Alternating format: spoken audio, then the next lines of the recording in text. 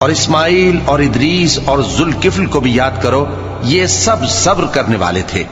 اور ہم نے ان کو اپنی رحمت میں داخل کیا، بلا شبہ وہ نیکوکار تھے۔ اور مچھلی والے پیغمبر یعنی یونس کو یاد کرو، جب وہ اپنی قوم سے ناراض ہو کر غصے کی حالت میں چل دیے اور خیال کیا کہ ہم ان پر گرفت نہیں کریں گے،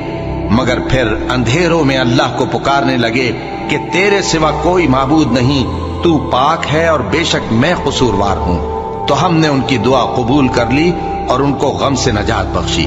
اور ایمان والوں کو ہم اسی طرح نجات دیا کرتی ہیں۔ اور زکریا کو یاد کرو، جب انہوں نے اپنے پروردگار کو پکارا کہ پروردگار مجھے اکیلا نہ چھوڑ، اور تو سب سے بہتر وارث ہے، تو ہم نے ان کی پکار سن لی اور ان کو یحییٰ بخشے اور ان کی بیوی کو اولاد کے قابل بنا دیا۔ یہ لوگ لپک لپک کر نیکیاں کرتے اور ہمیں امید اور خوف سے پکارتے اور ہمارے آگے عاجزی کیا کرتے تھے۔ اور ان خاتون یعنی مریم کو بھی یاد کرو، جنہوں نے اپنی عفت کو محفوظ رکھا، تو ہم نے ان میں اپنی روح پھونک دی اور ان کو اور ان کے بیٹے کو اہل عالم کے لیے نشانی بنا دیا۔ لوگو، یہ تمہاری جماعت ایک ہی جماعت ہے اور میں تمہارا پروردگار ہوں، تو میری ہی عبادت کیا کرو۔ اور لوگ اپنے معاملے میں باہم متفرق ہو گئے، مگر آخر سب ہماری طرف رجوع کرنے والے ہیں۔ اب جو نیک کام کرے گا اور مومن بھی ہوگا تو اس کی کوشش رائے گا نہیں جائے گی، اور ہم اس کے لیے ثواب اعمال لکھ رہے ہیں۔ اور جس بستی والوں کو ہم نے ہلاک کر دیا، محال ہے کہ رجوع کریں، وہ واپس نہیں آئیں گے،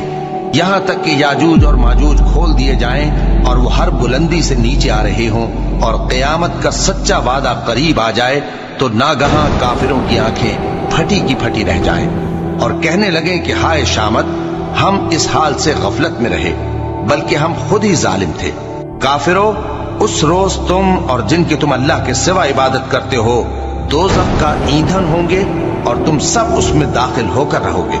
اگر یہ لوگ در حقیقت معبود ہوتے تو اس میں داخل نہ ہوتے، سب اس میں ہمیشہ رہیں گے، وہاں ان کو چلانا ہوگا اور اس میں کچھ اور نہ سن سکیں گے۔ جن لوگوں کے لیے ہماری طرف سے پہلے بھلائی مقرر ہو چکی ہے،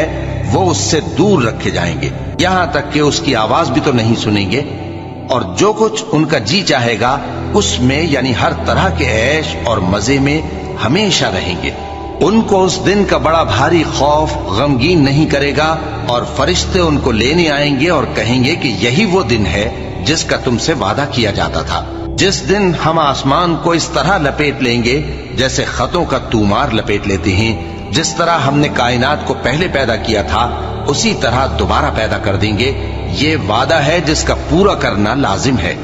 ہم ایسا ضرور کرنے والے ہیں۔ اور ہم نے نصیحت کی کتاب یعنی تورات کے بعد زبور میں لکھ دیا تھا کہ میرے نیکوکار بندے ملک کے وارث ہوں گے۔ عبادت کرنے والے لوگوں کے لیے اس میں اللہ کے حکموں کی تبلیغ ہے۔